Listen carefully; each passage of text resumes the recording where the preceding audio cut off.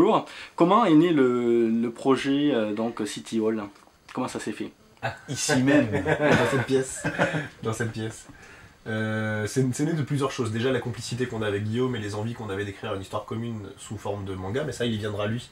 Je pense que ce soit mieux que lui qui explique pourquoi on a choisi de faire un manga, parce que c'est principalement son choix à lui. Et moi j'avais envie de créer ma propre ligue des gentlemen extraordinaires, on va dire, avec des personnages réels. Et j'avais envie que Jules Verne soit au cœur de cette ligue en tant que père du steampunk. Et du coup, voilà, je me suis constitué une équipe. J'avais donc un inventeur qui était Jules Verne. J'avais besoin d'un policier, enfin en tout cas d'un enquêteur, quelqu'un qui puisse résoudre des énigmes.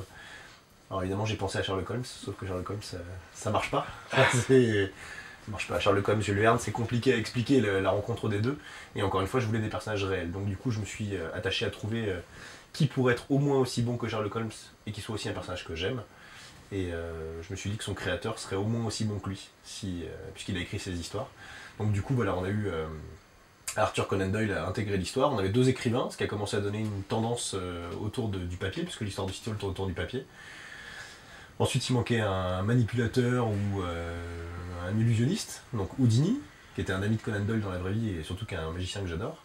On manquait d'un leader, un vrai leader, Malcolm X. Bon ok, Malcolm X, maire de Londres, j'avoue que c'était un peu osé, mais bon, après tout, c'est un leader charismatique qui marche bien. Et il manquait un aventurier, ou en l'occurrence, dans la situation présente, une aventurière, parce que ça manquait un peu de filles quand même au casting. Et du coup, Amélie Earhart, qui est la première femme à avoir traversé l'Atlantique en avion, en solitaire, faisait office d'une super aventurière, je trouve. Donc voilà, du coup, j'ai proposé ça à Guillaume en partant de là. Ouais. Et c'était important que ce soit qu'il y ait des personnages réels dans le récit. Ouais, pour moi c'était très important, j'avais envie de ça en fait, j'avais envie de mettre en scène des personnages ayant existé on va dire, mais dans un univers qui était le nôtre, donc c'est une uchronie, hein, c'est complètement décalé, ils n'ont pas évolué exactement comme ils ont évolué dans la vraie vie évidemment, le monde dans lequel ils évoluent dans City Hall c'est pas exactement le même que le nôtre, à plus d'un titre, mais oui c'était important pour moi, parce que je voulais encore une fois impérativement avoir Jules Verne dans cette histoire, et que, quitte à avoir Jules Verne, autant l'accompagner de personnages qui existaient aussi et qu'il aurait pu côtoyer, même si je me suis pas embêté à 40 ans près sur les âges, hein. J'avoue que, voilà. C'est important qu'ils aient la... Ouais. Et du coup j'ai proposé cette histoire à Guillaume, mais lui m'a dit, il faut qu'on en fasse un manga. Oui. Moi à ce moment-là j'ai un peu de réticence sur le format, parce que je me dis, un manga fait par les Français, ce qui se fait déjà, voilà, enfin pourquoi pas, mais je suis pas convaincu, et il avait des bons arguments, donc je peux pourquoi expliquer, quoi. Non, je sais pas, enfin bon là on est dans le bureau de Rémi Guérin, vous voyez derrière, il est plutôt comics, hein. Il y en a plein, le rayon manga c'est juste ça. C'est ça. Trois titres, hein. Les meilleurs, hein, ceux-ci, Z-Man, Death Note, City Hall et 20th Century Boys, Battle Royale, qui est moins bien. Si vous venez chez moi un jour, c'est le contraire, lui il a des comics, moi j'ai que des mangas, donc j'ai grandi avec les mangas, le Club Dorothée, tout ça, les dessins animés japonais. À l'époque, j'ai pris ma première grosse claque dans la figure à 15 ans avec Akira. Et après, j'ai découvert la BD en fait avec le manga. Donc c'était déjà en moi depuis le début. Et quand j'ai démarré la bande dessinée franco-belge, fatalement, on est en France, on signe nos premiers contrats dans la bande dessinée franco-belge. Et on se dit, même si moi j'avais envie de faire du manga dès le début, je me dis, bon, on va se calmer, on est en France, on va pas non plus. Voilà. Même si j'ai un style hybride entre le comics, le manga et la BD franco-belge. Et au moment de chercher du boulot après notre précédente série, c'est chez Soleil, qui s'appelle Explorers, on avait 5 projets avec Rémi. J'étais monté à Angoulême pour présenter aux éditeurs 5 projets. Parmi eux, il y avait City Hall, que j'avais demandé à Rémi de faire en manga, parce que j'ai le sentiment que ce qu'il crée, il est trop étriqué dans 46 pages. Ouais. C'est vraiment compliqué de faire tout rentrer, on est obligé de faire des choix souvent difficiles. Et là, l'illusion de la place, et d'ailleurs, c'est pas une illusion, c'est la réalité de la place. Ouais. Et encore, je trouve qu'on devrait rallonger encore plus. Rajouter un de plus, ouais. C'est autre chose. Voilà, l'illusion de la place, je pense que c'est le genre de chaussure qui lui irait plus que le BD franco-belge. Et je me suis pas trompé, parce que du coup, il s'éclate. Enfin, je pense. Ouais, oui, c'est la vérité. C'est ce que tu me dis. C'est la vérité, mais j'avais beaucoup de réticence aussi, parce que même si je sais que Guillaume est très talentueux et très rapide, j'avais quand même un doute sur sa capacité sur autant de volume, en si peu de temps, à faire 3 fois 60 pages. Non mais, si on se remet dans le contexte, je suis pas du tout un lecteur de manga, je suis un lecteur de comics, mais eux aussi ont des rythmes et des délais de parution qui sont très très courts. Mais dans les deux cas, que ce soit le comics ou le manga, ils ont un point commun, c'est qu'ils ont des assistants. Donc il y a un encreur pour les Américains, donc parfois même un storyboarder. Je sais que les assistants en manga font carrément des décors, parfois les dessinateurs ne font que les personnages. Et là, il me dit, je vais pouvoir le faire. Je vais pouvoir faire 2 pages par jour. Et je me dis, 2 pages par jour, je trouve un petit peu ambitieux. C'est-à-dire qu'il va faire le boulot de 4 personnes tout seul. Et donc j'avais aussi des doutes par rapport à ça. Parce que, pas sur la capacité qu'il avait à le faire, mais sur la capacité qu'il avait à le faire dans la durée, en fait. Et finalement... Finalement, c'est difficile. Ça s'est fini un peu à l'arrache. C'est difficile, mais t'y arrives. Et là, on remercie le mec qui a inventé le café. Parce que... Jacques Vabre. Excuse-moi, pas de marque. Sinon, justement, toi qui étais moins familier avec le manga, du coup, au niveau scénaristique, il y avait des contraintes parce que du coup, il faut être un peu plus bavard, entre guillemets. C'est un scénario plus long, forcément. Oui. Donc, toi, tu étais moins familier, ça était un peu difficile en ce sens-là? Alors, non, parce que je suis familier avec la série télé américaine et qu'en fait, ça s'écrit exactement de la même manière. C'est-à-dire qu'un manga, un chapitre, c'est comme un épisode. Et un manga, à la limite, ou en l'occurrence les 3 mangas de City Hall, là, c'est comme une saison. Voire chaque manga, c'est comme une saison même. Donc du coup, non, je me suis senti à l'aise super vite. Et au contraire, effectivement, comme l'a dit Guillaume, il l'avait bien vu, je me suis senti plus à l'aise qu'en BD franco-belge, on va dire, parce que j'avais enfin de la place pour raconter. Et comme je suis quelqu'un de très bavard, et que je me suis mis au manga en lisant Death Note, je partais avec des bonnes bases. C'est vrai. Et pourquoi le faire évoluer dans un univers steampunk? C'est un goût personnel pour ce genre? C'était en relation directe avec Jules Verne, quoi, le père du steampunk, c'était logique de le faire à ce moment-là. Oui, puis c'est aussi un goût qu'on partage tous les deux en fait. J'aime bien l'époque victorienne aussi, et le côté un peu classe, tout ce qui est costume, et puis de se dire, voilà, on va pouvoir dans un univers comme ça créer des armes qu'on va faire nous-mêmes, créer des machines complètement folles, et puis révolutionner un peu tout ce qui vole, tout ce qui roule et tout, c'était sympa, ouais. Ce qui est cool pour ma part, c'est que le steampunk c'est ultra graphique. Et l'avantage c'est que je peux me baser sur des documents réels, du vrai Londres, et je peux m'amuser à les transformer en leur apportant la touche vapeur qui manque, et du coup je m'ennuie jamais. Du coup ça c'est bien. Dans votre récit, les héros sont des personnages majeurs de la littérature de la fin du 19e et début du 20e. Il y a aussi Lovecraft, George Orwell. On le verra dans le 3e volet. Je crois que tout le monde est au courant. Qu'est-ce qui représente ces auteurs pour vous deux? Est-ce que c'était vraiment des auteurs marquants? Bon, à part Jules Verne, on en a parlé, mais les autres, donc... Je vais te laisser répondre en premier. Comment dire? Moi et les romans, c'est une longue histoire d'amour depuis toujours. Je crois que j'ai lu Candide au lycée. Mais c'est tout. Oui, c'est une vraie... C'est plus toi alors. Ouais, c'est plus moi. Le cerveau. Les mains. Oui, j'adore lire en fait, je lis depuis que je suis gamin, ça a toujours été mon moyen d'évasion on va dire, et j'ai toujours vraiment aimé ça. Je me suis retrouvé dans beaucoup de livres, et j'ai beaucoup voyagé à travers tous ces livres là. Et Lovecraft, autant c'est un personnage que je trouve intéressant, et j'ai lu 2-3 de ses bouquins, j'en suis pas spécialement fan personnellement, mais je trouve qu'il a une écriture intéressante, puis c'est plus le personnage qui m'intéressait, un peu barré. En revanche, oui, Jules Verne, Arthur Conan Doyle, Mary Shelley, c'est surtout pour Frankenstein qu'elle est connue, et ça reste une œuvre majeure et une très belle œuvre.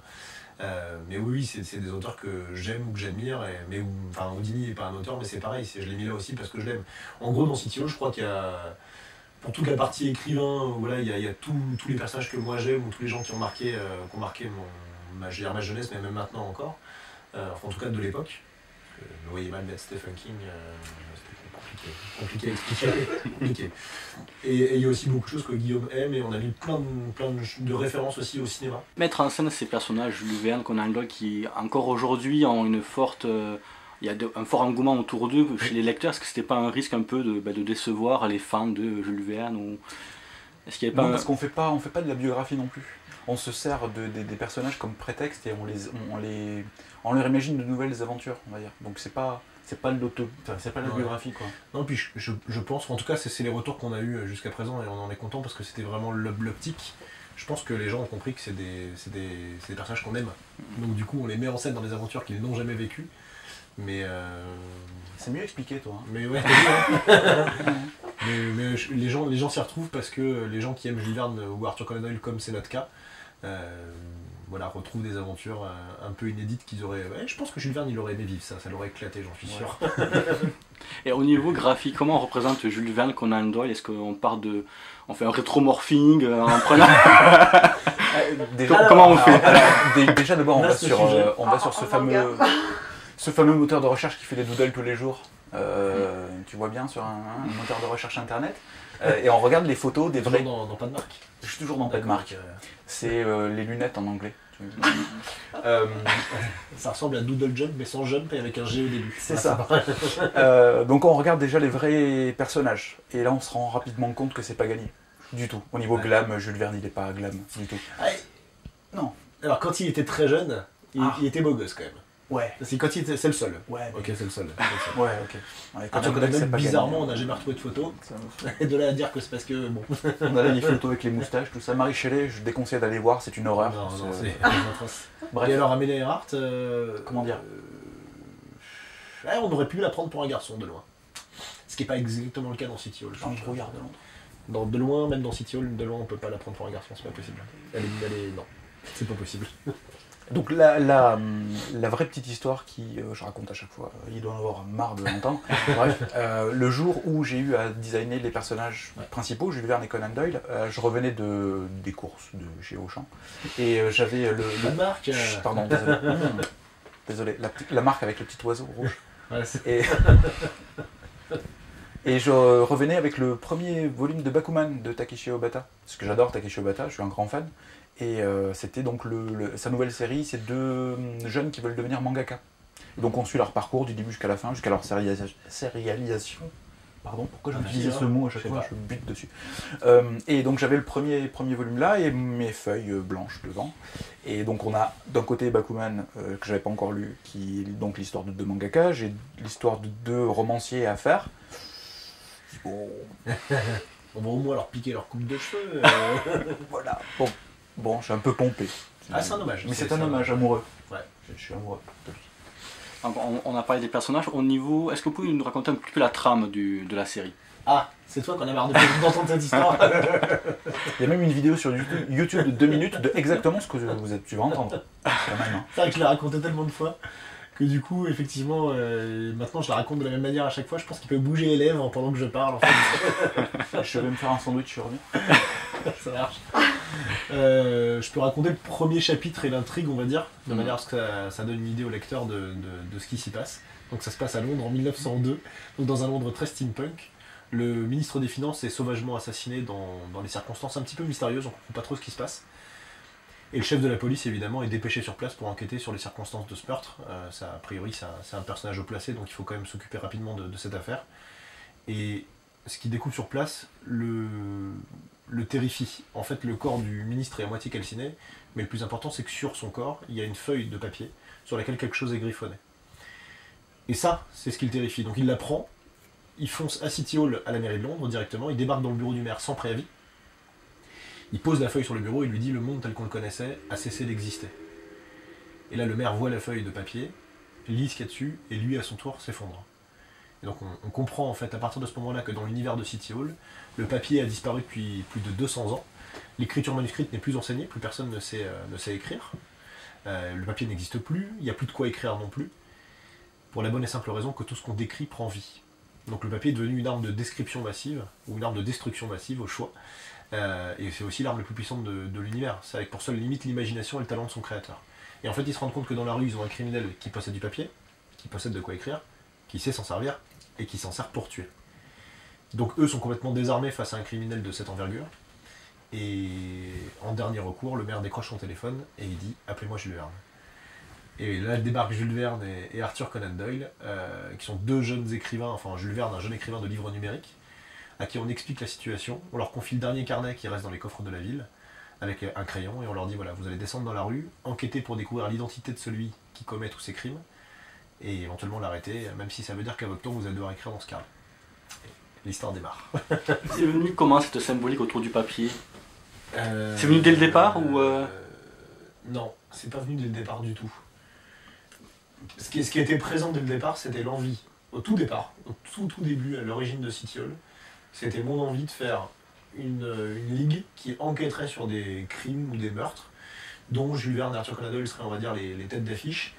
Et tout simplement. Il n'y avait pas d'histoire de papier du tout. À ce moment-là, Guillaume m'a suggéré que peut-être il pourrait écrire sur un carnet, il pourrait se passer des choses, c'est-à-dire qu'il pourrait avoir une sorte de pouvoir ou quelque chose d'un peu plus fantastique pour rajouter à l'histoire. Moi, j'étais pas très convaincu, même si je trouvais l'idée bonne, parce qu'effectivement, ça avait déjà été fait, et puis surtout, ça veut dire que n'importe qui possédant du papier pouvait faire n'importe quoi, ou alors il aurait fallu expliquer pourquoi Jules Verne et Arthur Conan Doyle avait ce don et pas les autres. Et là, je me suis dit, mais si, ça peut marcher, et dans un monde dans lequel il n'y a pas de papier. Dans un monde dans lequel il n'y a pas de papier, là, l'enjeu est complètement différent. Et donc, on était parti dans un univers très vite qui tourne autour du papier, qui n'existe plus, mais que certains possèdent, et les gens qui savent écrire, parce qu'évidemment, il fallait que plus personne ne sache écrire pour que ça fonctionne, puissent faire arriver à tout un tas de choses simplement en écrivant. On s'est rendu compte que c'était impossible. Il fallait imposer une limite, sinon il suffisait d'écrire la Terre s'arrête et la Terre s'arrête, quoi. Donc du coup, très vite, c'est pas ce qu'on écrivait qui se passait, c'est ce qu'on décrivait qui prenait vie. Et ils ont commencé à naître les papercuts avec différents niveaux de papercuts. Selon le talent de l'écrivain, l'expérience, juste. Et après, c'est un petit peu une mise en abîme de notre travail pour construire des personnages qui tiennent la route. C'est un petit peu... Voilà. Et c'est ça l'idée. C'est dans le manga, en fait, il a raison. Dans le manga, l'idée c'est que les personnages rencontrent les mêmes difficultés que nous. C'est très difficile de créer un bon personnage qui fonctionne et auquel on s'attache. Ils ont les mêmes difficultés que nous à le faire. Et le problème c'est qu'eux, leur vie en dépend. Donc voilà, je trouvais ça intéressant. Et on est parti là-dessus. Sinon, comment vous travaillez ensemble? Comment ça se fait? Parce que là, c'est un projet un peu, on l'a dit, un peu lourd.